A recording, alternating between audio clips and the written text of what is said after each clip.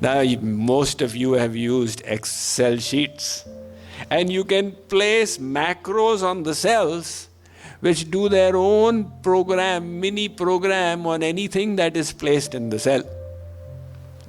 It is your responsibility to design the macros well. And if there's a defect in the design, you'll get a messed up sheet. Likewise, if we install bad habits, then we'll get a messed up life and a messed up mind.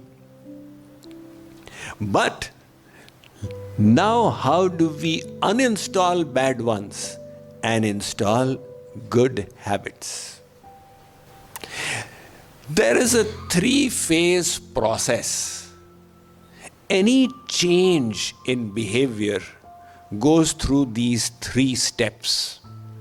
The first is conscious incompetence. The second is conscious competence. And the third is unconscious competence. What is this system? Let's try and understand.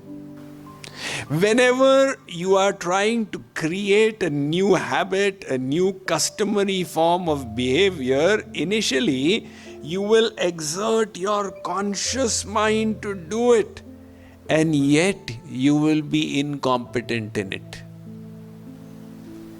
Like, let's say when we were little and we tried to learn cycling on the first day, and our friend said, it is so easy. You just sit on the seat and you press the pedal and you hold the handle and maintain the balance and look up. Our brain said, how can we do these 4 things?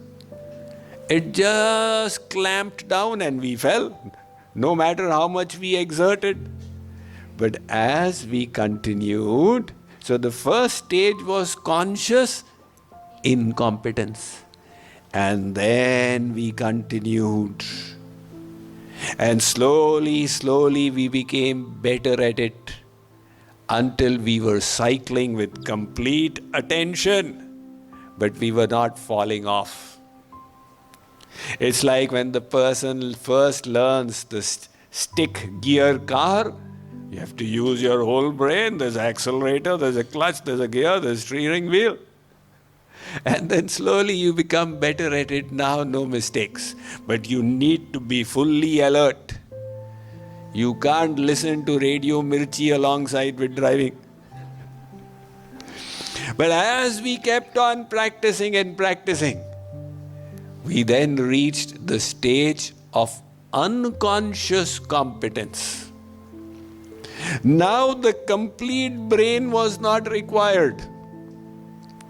While cycling, you could even speak to your friend who was cycling alongside, or become a little more adventurous and leave the handle. Arey Baba, you left the handle. No, I've got the control now. So all this happened gradually.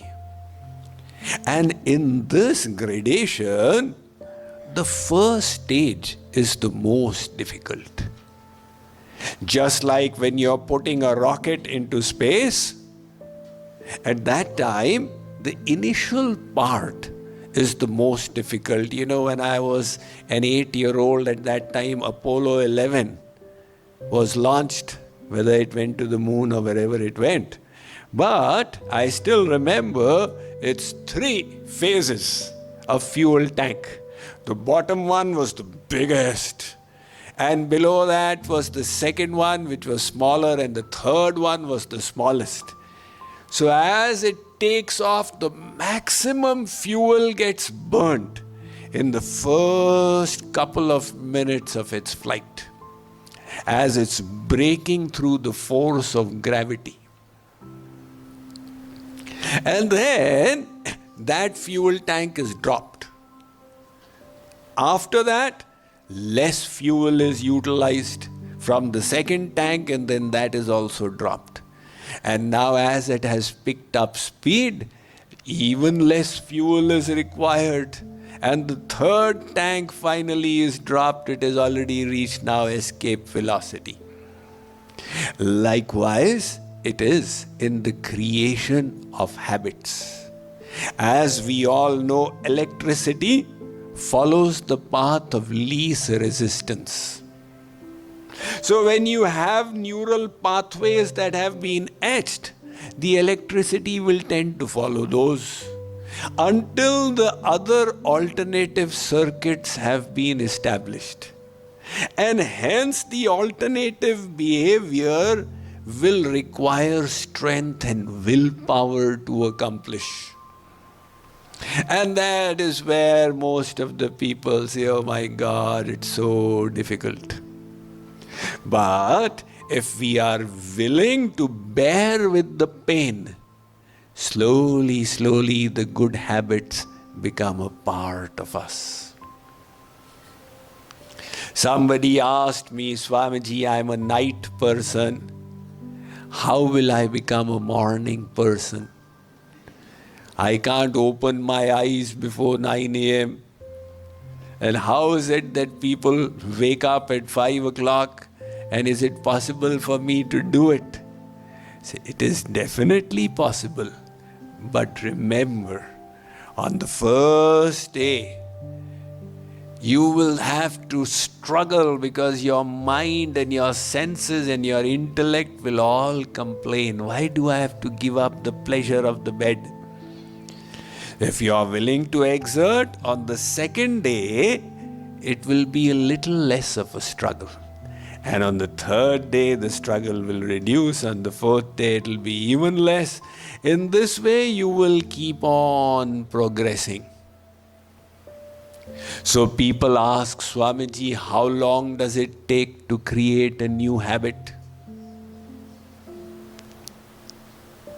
Well, there are differing answers to this. Some people say it will take you 21 days. Others say it will take you 256 days. Well, there is no one answer to it. It all depends on the kind of habit you are talking about. For example, if it's a simple habit,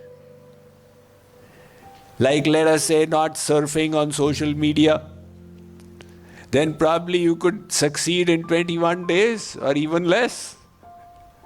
But if it's a big habit of changing your waking hours, then you'll have to struggle for many days.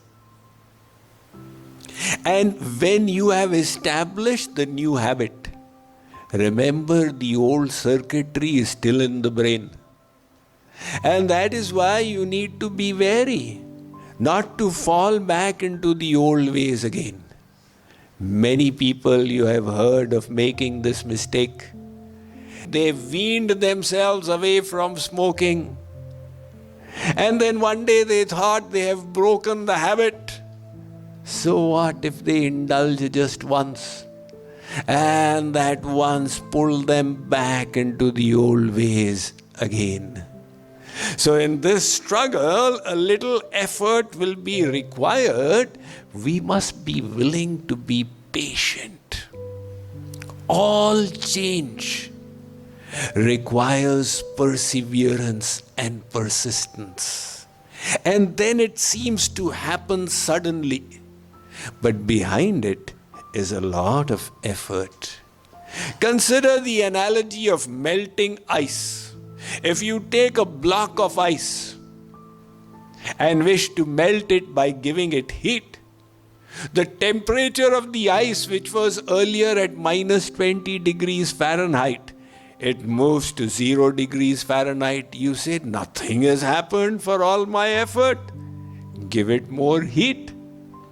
It has now reached 20 degrees Fahrenheit from minus 20. Still it is not melted. 30 degrees.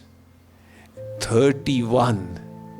And when it reaches 32 degrees Fahrenheit, it suddenly thaws. But actually it was not that sudden. There was a history behind it. So every change that seems to happen suddenly was coming over a period of time. like the earthquakes that suddenly erupt in the crust of the earth, actually for millions of years, two tectonic plates were rubbing against each other. And that tension then one day erupted as an earthquake. So likewise, if you wish to create new habits, there will be a period called the Valley of Discontent. Valley of Discontent is when you are struggling, but substantial change is not yet visible. And that is where many people lose heart and give up patience. But if they are willing to persist, even a bird is willing to persist and sit on the egg for 20 days to hatch it. We human beings endowed with intelligence can definitely have the patience to create the new habits. The advantage is, once you create that habit, that behavior will be mastered. It will come naturally to you. When you see people who have healthful ways, it's not that they are always struggling, oh my God, Rasgulla nahi khana chahiye. They are not engaged in struggle. They've just created that healthy habit which has made the behavior natural to them. And if you wish to employ a shortcut towards habits, here is a little hack. What is that? Associate with people for whom your desired habit is already normal behavior. Social scientists discovered that when you were 11 years old, the IQ of your best friend was very highly correlated to what your IQ became when you reached the age of 15 years. If you had a smart best friend at the age of 11, you became a smarter person at the age of 15. And if you had a dull friend at the age of 11, then your chances of being a dimwit at the age of 15 were higher. So this association makes a huge difference. In Hindi they say, Sang ka rang padta hai. That is why the power of satsang. When you go to satsang, you are associating with people who have good habits, good beliefs, good values, good ways of thinking. And those naturally seem to grow onto you with less effort. So prioritize the establishment of habits, even though it is a struggle in the beginning. It will make your journey of life much easier. Bad habits are easy to come, but difficult to live with. Good habits are difficult to come, but easy to live with.